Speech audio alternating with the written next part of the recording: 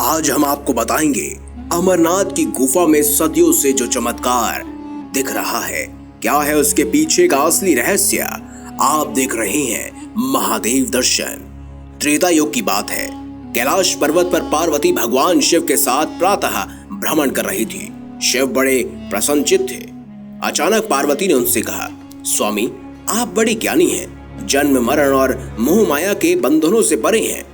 इन सभी बंधनों से छुटकारा पाकर मैं सदैव आपके साथ रह सकूं, ऐसा ज्ञान मुझे दीजिए। पार्वती जी की इच्छा पर भगवान शिव मुस्कुराकर बोले, ठीक है, मैं तुम्हें वह ज्ञान अवश्य दूंगा, किंतु इसके लिए कोई ऐसा एकांत स्थान खोजना होगा जहां हम दोनों के अलावा कोई तीसरा न हो। पार्वती और भगवान शिव दोनों ही हिमालय में ऐसे स्थान खोजने लगे। घूमते घूमते वह उत्तरी हिमालय के अत्यंत मनोरथ स्थान पर जा पहुंचे। वहां एक विशाल गुफा थी। दूर दूर तक किसी प्राणी का चिन्ह नहीं था। भगवान शिव को वह गुफा पसंद आई। पार्वती जी के साथ वह उस गुफा में चले गए।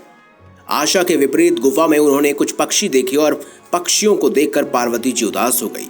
भगवान शिव ने उनकी मनोदशा भाप ली। वहीं बैठकर उन्होंने सांस द्वारा वायु अपने अंदर खींचनी शुरू कर दी। ऐसा करते ही दूर दूर तक फैले प्राणी वायु शिव के अंदर सिमटने लगी। प्राण वायु के अभाव से वहां रहने वाले सभी पक्षी निचले प्रदेश में चले गए। अब पूर्ण एकांत पाकर पार्वती ने संतोष की सांस ली।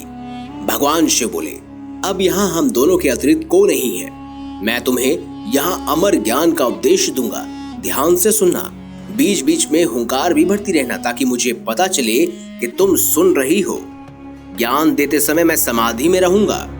पार्वती की स्वीकृति पाकर भगवान शिव समाधि लगाकर बैठ गए और उनके श्रीमुख से अमर ज्ञान की अमर कथा फूटने लगी। सारी गुफा दिव्य आभाव और सुगंध से भर उठी। कथा सुनते सुनते पार्वती जी इतनी विभोर हो उठी कि उन्हें नींद में आग घेरा। कब नींद आ गई पता ही नहीं चला। अमर कथा समाप्त हुई तो भगवान शिव की समाधि टूटी। देखा पार्वती जी तो बेसुध होकर सोई पड़ी हैं। शिव जी चकित हो उठे। जिन्हें जगाया कुछ पूछने ही वाले थे कि पार्वती ने क्षमा याचना भरे स्वर में कहा, प्रभु आपके श्रीमुख से कथा सुनते सुनते इतना आनंद आया कि न जाने कब मुझे नींद ने आ घेरा। मैं पूरी कथा नहीं सुन पाई। पार्वती जी की इस बात को सुनकर शिवजी आश्चर्य में डूब पड़े। बोले, कथा कहते कहते मैं बीच में हुंकार सुन रहा था। मुझे लग रहा था कि तुम कथा सुन रही हो। तुम सो गई थी, फिर अंत तक हुंकार कौन भरता रहा। इस बात से पार्वती जी भी चौंकी।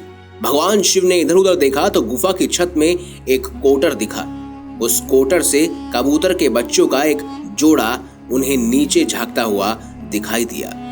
बहुत सीमित प्राण वायु के वातावरण में उन कपोत शिशुओं को देखकर शिवजी को आश्चर्य हुआ। उन्होंने सोचा कि ये कोई मायावी जीव है जो कपोत शिशु के रूप में अमर कथा सुन रहे हैं। भगवान शिव ने कुपित होकर पूछा, कौन हो तुम? इस वेश में यहाँ क्या कर रहे हो? तभी कबूतर के बच्चों में से एक बोला, भगवान हम यहाँ एक कोटर के अंडज रूप में थे। जब आपने यहाँ की प्राण वायु को अपने में समेट लिया तो मेरी माँ यहाँ से उड़ गई। हम अंडे से बाहर निकले तो आपकी अमर कथा यहाँ गूंज रही थी। इस कथा के प्रभाव से हम में इतनी शक्ति आ गई कि कथा सुनते सुनते हम हुंकार भरते रहे। प्राण वायु के अभाव का हम पर असर नहीं हुआ।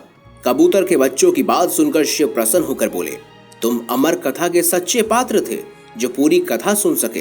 तुम अमर हुए। इस स्थान पर जहां किसी अन्य जीव जंतुओं का स्थायी रूप से रहना असंभव या संभव नहीं होगा, वहां तुम दोनों सदा निवास करोगे। शिव और पार्वती जी तो वहां से चले गए, पर शिव के पार्थिव रूप में हिमलिंग उस गुफा में निर्मित हो गया। वही क्षेत्र अमरनाथ कहलाया। आज भी अमरनाथ की पवित्र गुफा में कबूतर के जोड़े रहते हैं जो कभी कभी यात्रियों के कोलाहल से डरकर कोटर से निकलकर उड़ते हुए दिख जाते हैं। दोस्तों आपको ये कथा कैसी लगी, ये कहानी कैसी लगी, ये प्रसंग कैसा लगा, कमेंट बॉक्स में जरूर बताएं। वीडियो अगर आपको अच्छी लगी है तो लाइक करें, चैनल को सब्सक्राइब करें और ज्यादा से ज्यादा शेयर भी करें। मिलेंगे अगली बार एक नई खास वीडियो के साथ। तब तक के लिए बहुत बहुत धन्यवाद। देखते रहिए महादेव दर्शन।